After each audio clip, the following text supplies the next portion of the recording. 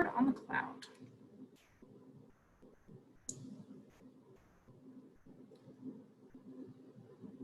Okay. Well, hello everyone. My name is Mariah Bruner and I'm UCA's Wellness Coordinator. Thank you for joining me for part one of a three-part series focused on wellness topics pertinent to UCA faculty members. Before we get started, I wanted to let Be Well participants know that you can earn 5 points for this session. So you can just take a screenshot or a photo on your cell phone and submit it to your account on My Health Check 360. Or you can just email me at the end and I'll shoot you over a little certificate of attendance if that's easier for you. And just so you know, I present a little bit better when I turn my video off. So I'm going to do that, but then I'm going to turn it back on when we discuss. So just so you know, I'm still here.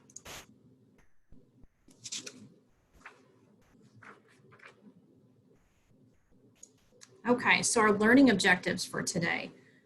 By the end of today's session, I hope that we all understand the role that faculty play in reinforcing a supportive environment for health at UCA that enables student learning and success.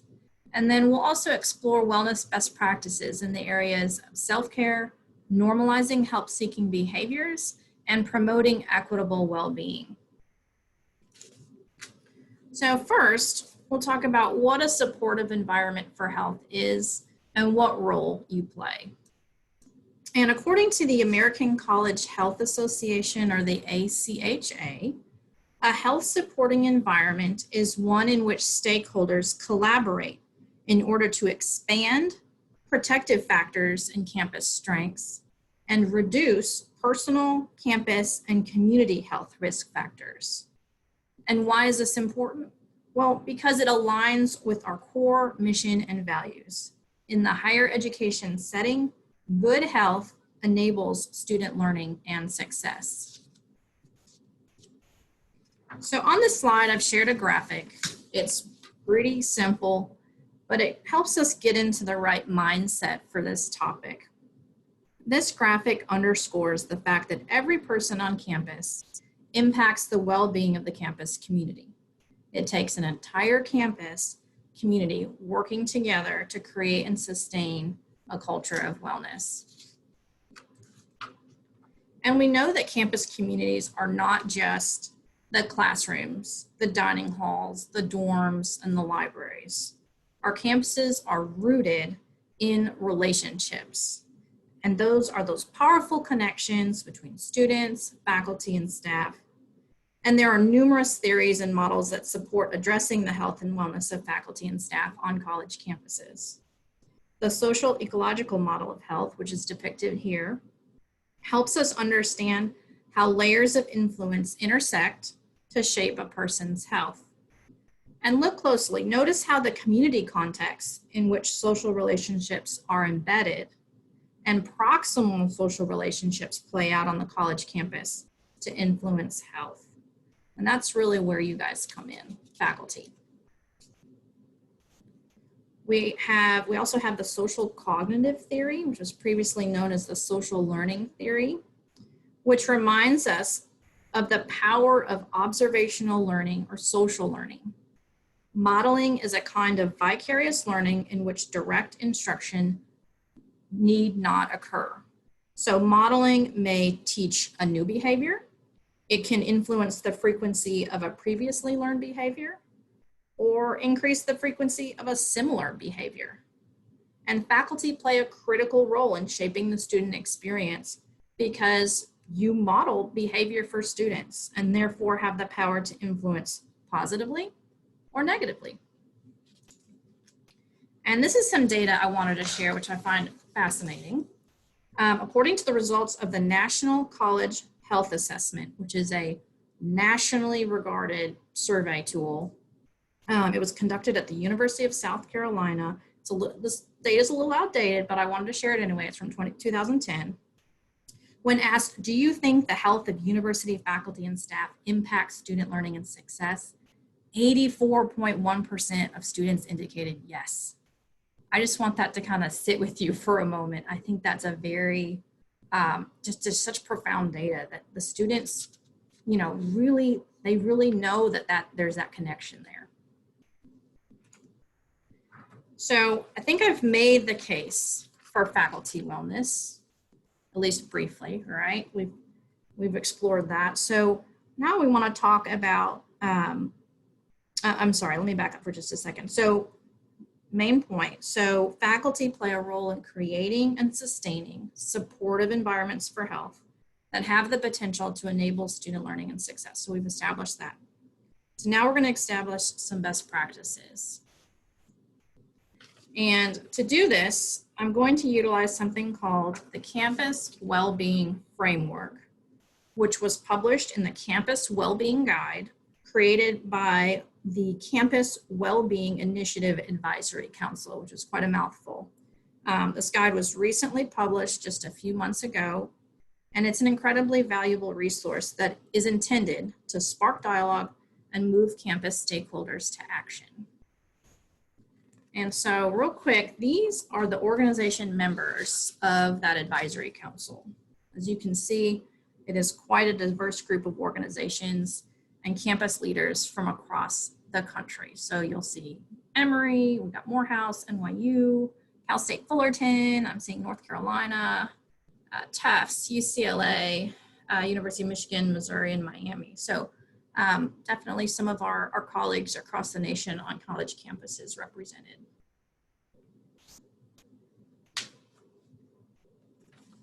And this is the Campus Wellbeing Framework. It nicely incorporates everything we've already talked about regarding social cognitive theory and social ecological model of health, and the interplay of campus stakeholders, and it puts everything together. It contextualizes everything to campus communities. So it's a really nice tool. It introduces different dimensions of well-being, or what they call campus vital conditions, and how the vital conditions work in concert to produce equitable well-being at institutions of higher education. And let me pause there for just a second. Yes, I said equitable well-being.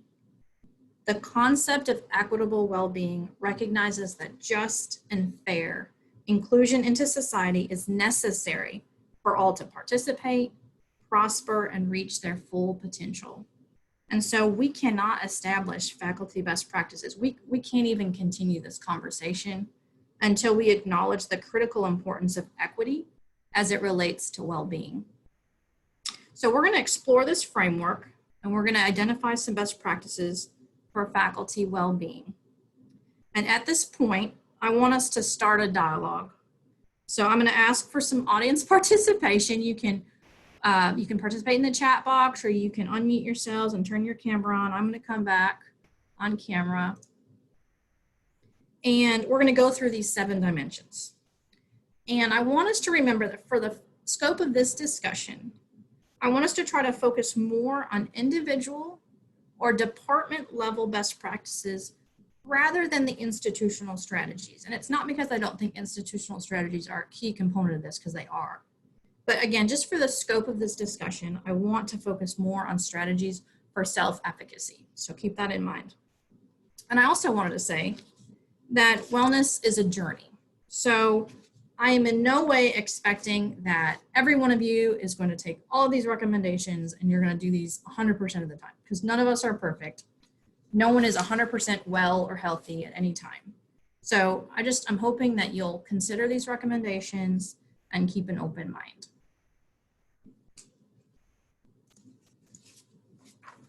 So these are the first 2 vital conditions. Basic needs security is about the most practical requirements for survival. So if students, faculty, and staff do not have their basic needs met, they cannot experience well-being and success on campus. So for physical health and safety, we want to make the healthy choices the easy choices. So I want you to just sit on this for a second. I want you to read through these different bullet points, and then let's talk. What are some best practices that we can do on the individual level, or maybe even the department level, that can establish these vital conditions at UCA? So just take a moment and read through those.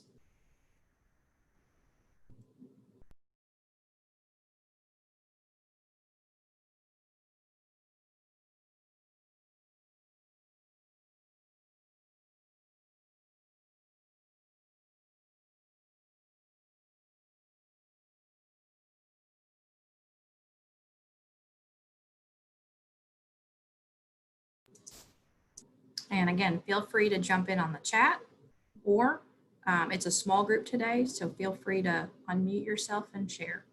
I'd love to hear some ideas, some thoughts, maybe even things that we're already doing right here at UCA, which there are plenty.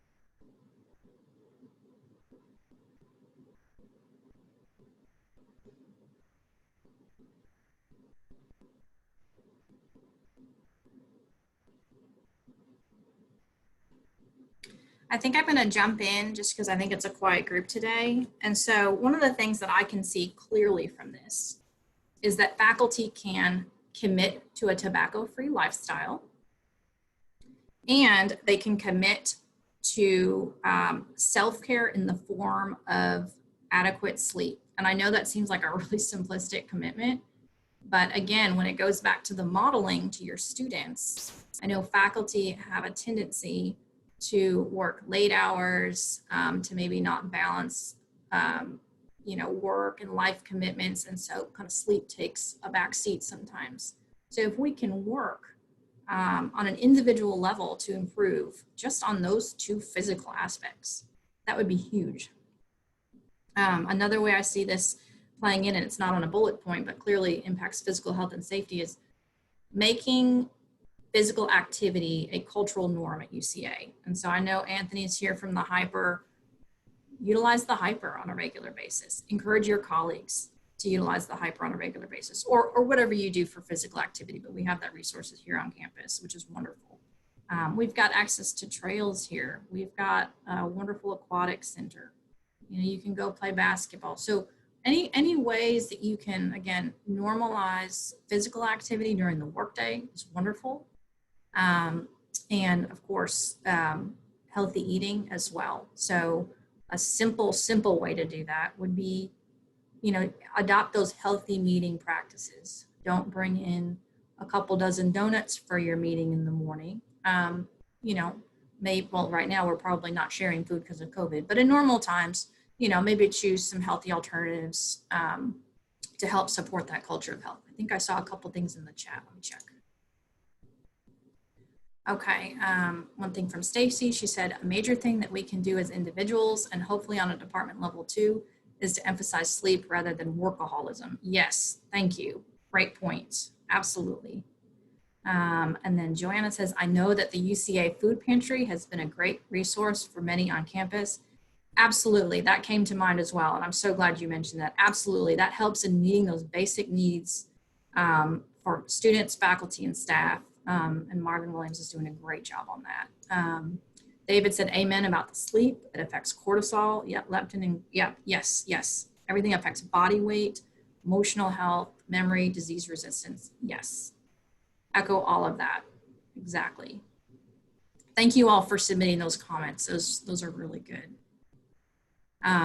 Does anybody else have anything they want to share on these particular two vital conditions before we move on? Those are really great. Well, Myra, I am going to shameless plug, campus recreation and the Hyper. One, because it is a convenient space, for activities, for being physically active. The other thing is that it's a fringe benefit for you being an employee at this university. There are a variety of universities and colleges around the U.S. that they actually make employees pay a fee to be a member, but not here. It's a fringe benefit. Absolutely. Thank you, Anthony. That's great. Okay. we're going to move on. We can always come back to this if you think of something else. We're going to move on to the next dimensions here. So this is a big one. So, oh, sorry, I thought, yep, let me see, check the map, let's see. Oh, I don't know. I thought I saw something in the chat. Sorry, never mind. Okay, back to it. So this is the third dimension, mental and emotional health. And let me just give a short plug for that. So while ensuring accessible evidence-based treatment is essential to supporting students, faculty, and staff in crisis, we can focus on prevention and resiliency in order to reduce the need for urgent services. I think that's a really important point. Creating an institutional culture that prioritizes conditions for well-being, such as work-life balance, meaningful work, safety, social support, and inclusion will lead to thriving. So what are some faculty best practices we can aim for here at UCA in this particular dimension? And take a moment, kind of absorb this for a second before you respond.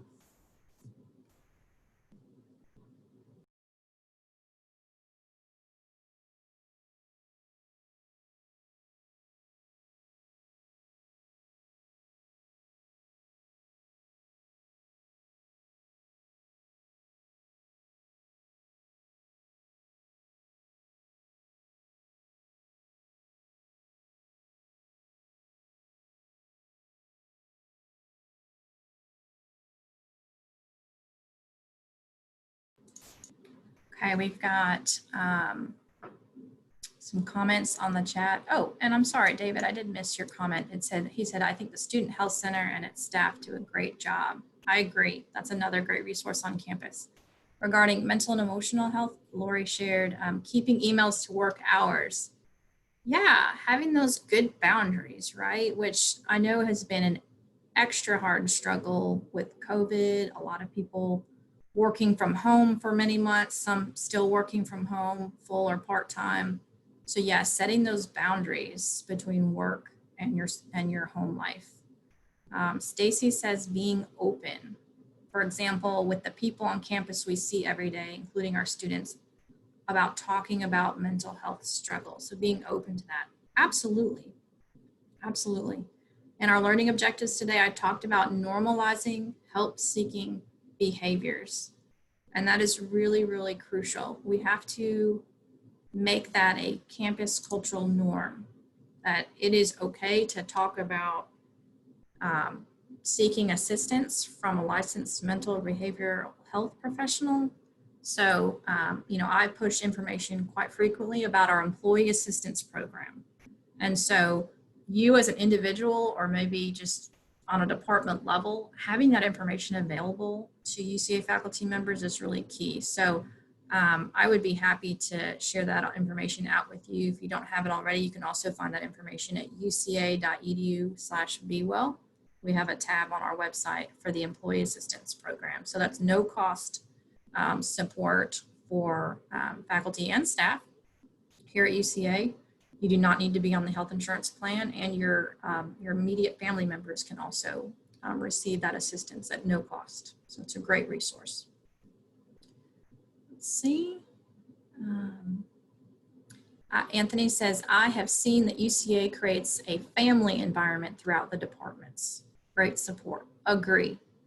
I do think that UCA does that very, very well. We all tend to feel a sense of belonging, but I know there's always room for improvement on that. So that's just something to keep in mind as we go along in the future. But yeah, I agree. I think it feels like family. So again, just making sure that all of our family members are taken care of is really important. There's a faculty member at UCA, and I'm sure she wouldn't mind me saying this. I'm not going to name the name, but you might know just from me saying this. But she often talks about seeing her therapist. She normalizes that behavior, and I commend her for that. She just completely reduces that stigma by saying, hey, like, saw my therapist today, feeling good, love having that support. It's just small comments like that go a really long way, again, in establishing that just as a cultural norm here on campus. Is there anybody else that wants to share anything on this dimension?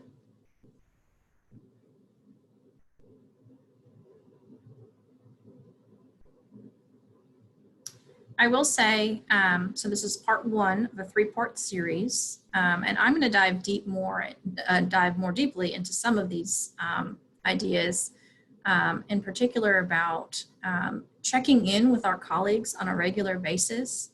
There is absolutely an appropriate and effective way to do that, and that's part three. I'm going to go into that more, but that kind of plays into a lot of this. It's just really asking the question to your colleagues: how you doing? How can I help you? Can I get you connected to some resources? There's definitely a way to do that. So again, that's just something that we can consider is checking in with each other regularly, providing that support system in our departments. Okay, I'm going to continue on to our next vital conditions, which are educational experience and social environment. So bear with me, I'm going to give a little intro for each of these. So educational experience. Educational experiences can be transformative for well-being by nurturing intellectual growth, cultivating a sense of purpose, and growing belonging, efficacy, and resilience. Inclusive pedagogy creates a supportive and welcoming learning environment for students of all backgrounds and invites a diversity of perspectives and is core to how educational experiences foster well-being. So that's on the educational experience. For social environment, which I feel like is tied into that. Social environment is rooted in belonging and connection, ensuring all students, staff, and faculty experience inclusive and welcoming environments. A sense of belonging is both necessary for community members to achieve a sense of well-being and foundational for advancing all campus vital conditions. That's a really important point. You can't have any of the others without this. The more stakeholders feel like they belong and have a sense of shared identity, the more they engage in shaping the conditions of their campuses. So what can we do here at UCA as faculty members on an individual or department level to support these two vital conditions? Again, take a moment, read through these, and then we can discuss.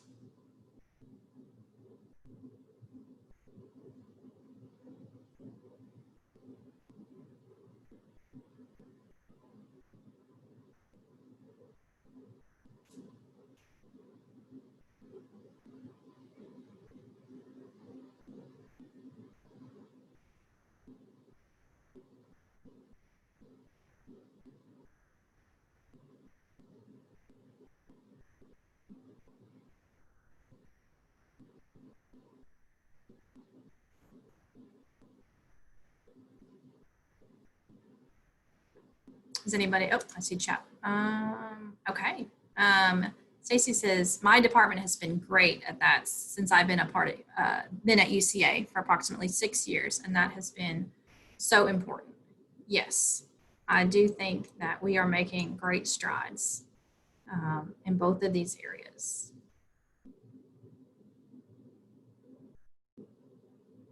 And I know that the Center for Teaching Excellence has done a lot of professional development in the areas of diversity, belonging, inclusion, and equity. And that is clearly central to these vital conditions. So I encourage you to take part in those learning opportunities, any opportunities you have to participate in those lived experiences, sessions that they've done, and other areas across campus have done the Office of Diversity and Inclusion. So that's definitely a way that you can kind of take matters into your own hands for your personal development in those areas, and get a better, deeper understanding of how we can be inclusive and promote belonging at UCA. Anybody else? Oh, Anthony says the UCA training with variety of subjects covered. Yes, agree. We have a lot of professional development opportunities, so take advantage of those.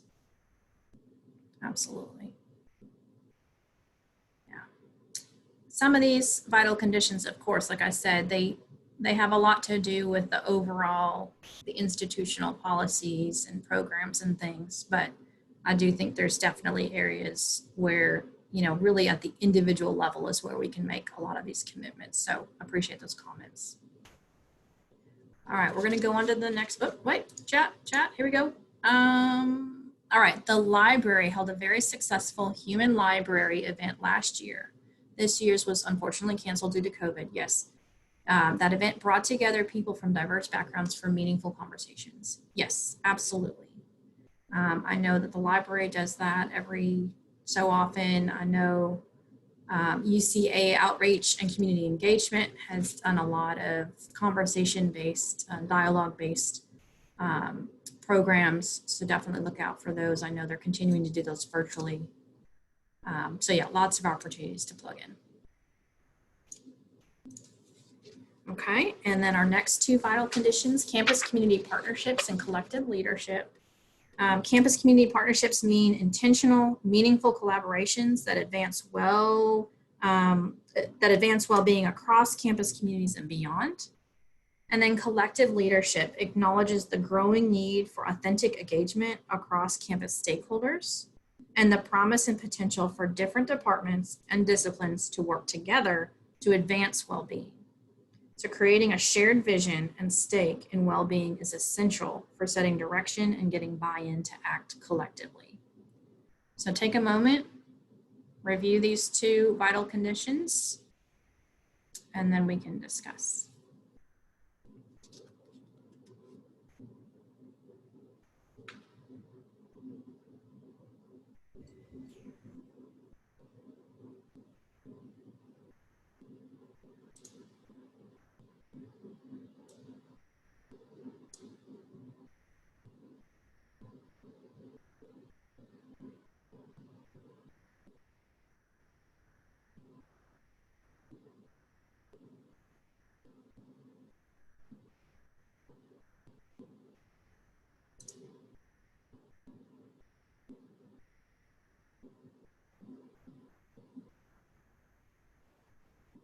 I'm going to get us started off in this dialogue just by saying that silos are never a good thing, especially with well-being on a college campus.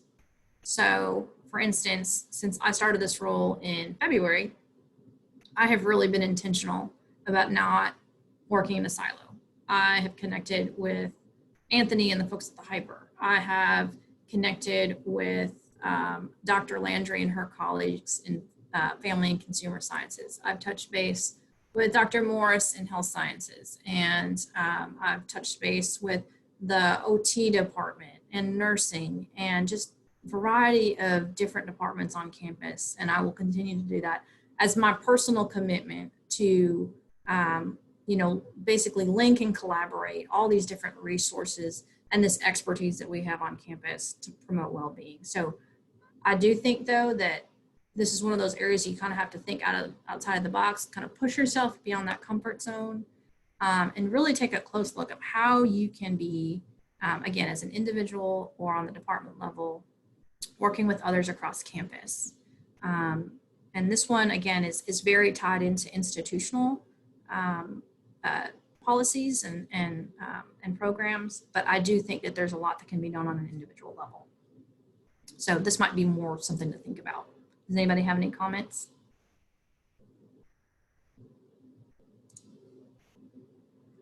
Jessica says learning communities are also a great way to get involved with colleagues across colleges. Thank you, Jessica. Yes, absolutely. Yeah, I think throughout this seminar series, I'm going to learn a lot from you because I'm clearly not coming from the faculty side. I'm coming from the staff side, but I really appreciate you sharing that because yes, that is something that I didn't think of. That is great. All right, I'm going to continue on. So I want to ensure that this message is not lost, and that is that your individual well-being matters. You must invest in yourself first in order to invest in others. And so the next two sessions, like I mentioned, we're going to explore faculty work-life balance, and we're going to dive deeper into resiliency and mental wellness. And I mentioned sort of that appropriate way to check in with your colleagues. So I think those are going to be two really good sessions, and I hope you'll join me with those for those sessions. And so just leaving you with this question. So how will you invest in your personal well-being? in order to further develop and sustain a culture and environment of wellness at UCA. And I think instead of discussing that, I'll just kind of let you ponder that and take that with you today as you think about this session. And I will get with Jessica, Center for Teaching Excellence, and be sure to share these slides with all of you. And I do have a references page at the end. So if you're interested in accessing any of these resources, this Campus Wellbeing Guide is, again, a fantastic resource. Might be worth taking a second glance at, because I pretty much skimmed over it. It's chock full of really good stuff. So with that, I would love to discuss or take any questions, but otherwise, that's all I have.